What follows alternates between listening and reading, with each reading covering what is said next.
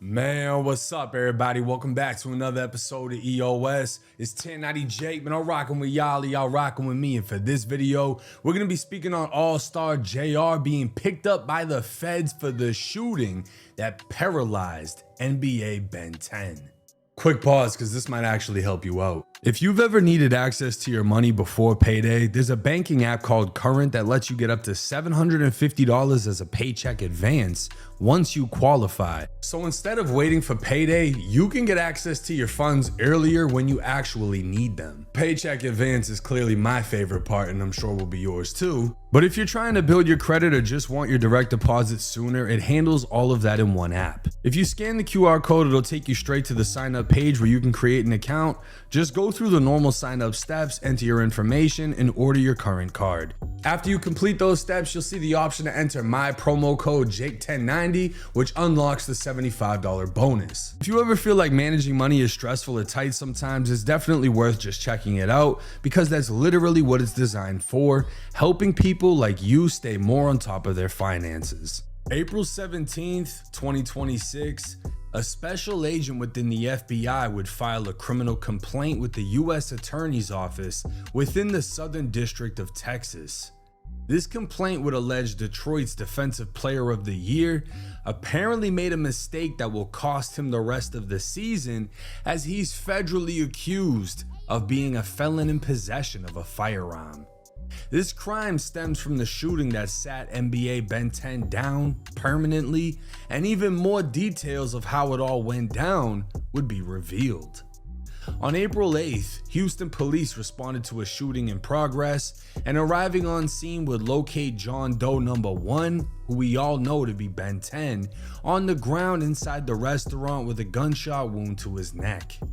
Officers also observed a trail of blood leading from the main dining room to the elevator, and a large pool of blood in the elevator. The blood trail continued to the parking garage, where officers found John Doe number 2, who we know to be Dead End Ron. He'd suffered multiple gunshot wounds to his hands and legs. The victims were transported to a hospital while the shooter, AllStar JR, fled the scene before police even arrived. On-scene officers found a black Glock 43X, a holster, and 10 fired 9mm shell casings with blood on them. A Glock 43X comes with a factory 10-round magazine, meaning the weapon was fired until empty, so in other words, JR mag dumped them. Detectives would watch the surveillance video seeing JR at a table with a woman. The two walked out of frame to the elevators, then JR returned on the phone. A group would follow him, crowding around him, before the altercation broke out and a man attempted to drag JR to the elevator. Ben10 can be seen attempting to take JR's chain alongside an unidentified suspect named John Doe number 3.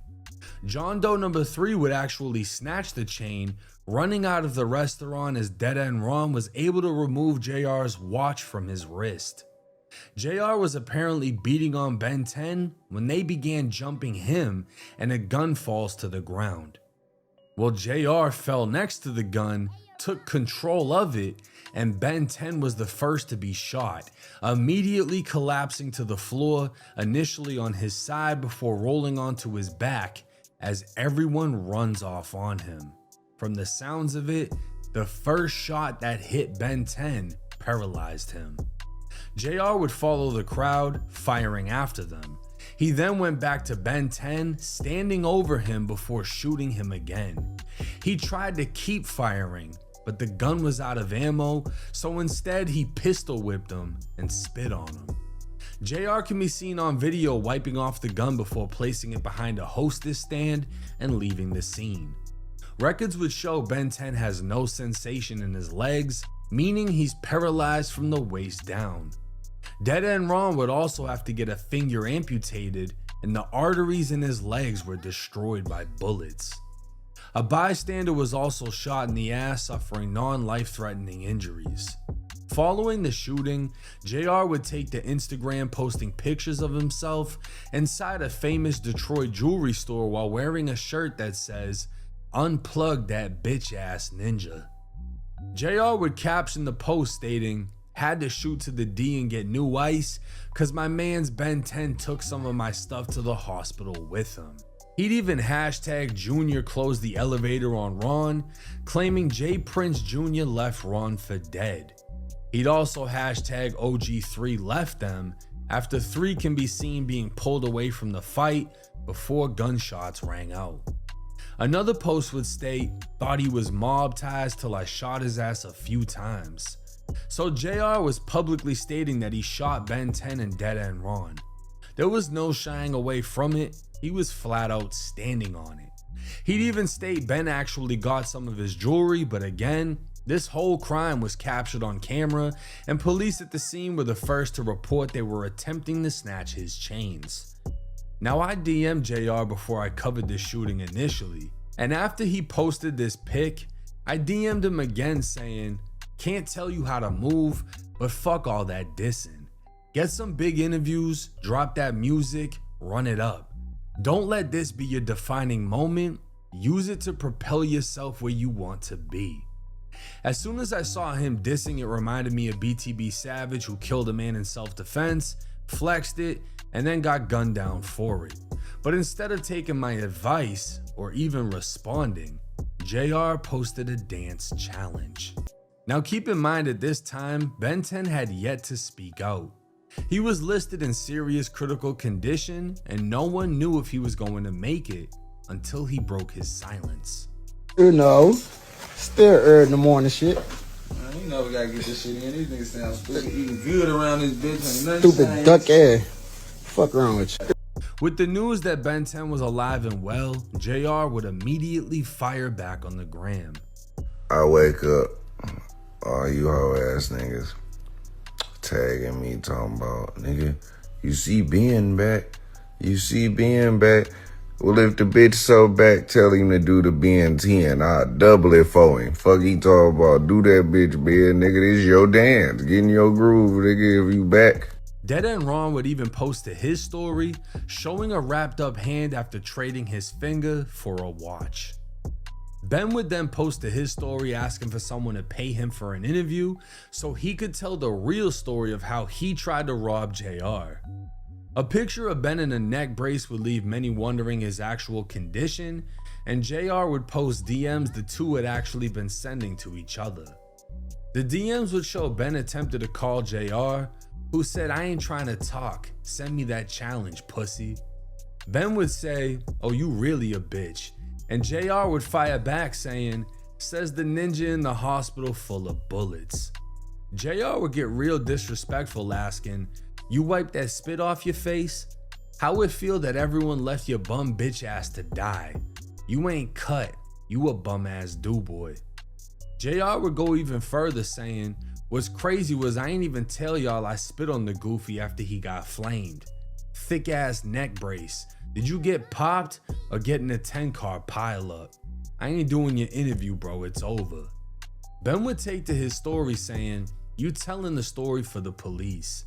Y'all literally getting all the information from him. It's so much I want to say, but I'm real and they got real street ninjas watching me. I refuse to let us down. Ben would post a video of him pouring up inside his hospital bed, but the comments would be flooded with trolls asking him to wiggle his toes. Another pic would show Ben10 with 3 who was there when he was shot, and a nurse would comment on the pic saying the blue thing under Ben is a lift pad, confirming that Ben was paralyzed and unable to move. This entire social media back and forth would be observed and documented by local, state, and federal authorities. But the one piece of information that wasn't confirmed is whose gun was fired. JR has claimed he took the gun from one of them. With the majority of NBA being felons, none of them are gonna claim it as they be charged with the weapon, and this is where shit gets complicated. AllStar JR is a convicted felon after being sentenced to 1.5 years for a home invasion in 2014. That conviction apparently bans him from the right to defend his own life. But the United States Courts of Appeals in the 6th Circuit has detailed a rare exception as long as the defense demonstrates 5 requirements. The defendant must be able to demonstrate they reasonably feared death or serious injury from an imminent threat. They did not recklessly place themselves in the path of that threat. They had no reasonable alternative to possession. They reasonably believed possession would avert the threat, and they maintained possession only as long as necessary to avoid that threat. Those 5 requirements were used in USA versus Jafari Moore, a man who was staring down the barrel of a gun when he disarmed his attacker, shot him, and fled with the weapon. But because he took the weapon with him, possessing it longer than necessary, his federal appeal was denied. In this case, AllStar JR picked up a weapon that was allegedly dropped by his attackers, who already physically attacked and robbed him. He opened fire until the weapon was empty, rendering it useless, before placing it behind a hostess stand in the restaurant. If I was his lawyer, I'd argue my client lawfully defended himself, then placed the weapon out of sight so it couldn't be repossessed by any potential threats. He only possessed the weapon while under threat, used it to defend himself, and then left it at the scene where he found it. I actually think with the right lawyer, JR has a great chance of beating this case due to the fact he was outnumbered, surrounded, attacked by a group. He shot 2 of the 3 suspects who were on surveillance video robbing and attacking him, and he left the weapon at the scene. But we'll just have to wait and see how this case plays out. Now I'll say this, I'm surprised the feds picked this up, and if he doesn't beat this, I'm disgusted by how the laws are in the US. Imagine being attacked for your jewelry that you worked hard for. The attackers attacking you drop a gun, meaning you were attacked by somebody that was armed with a weapon that could easily take your life.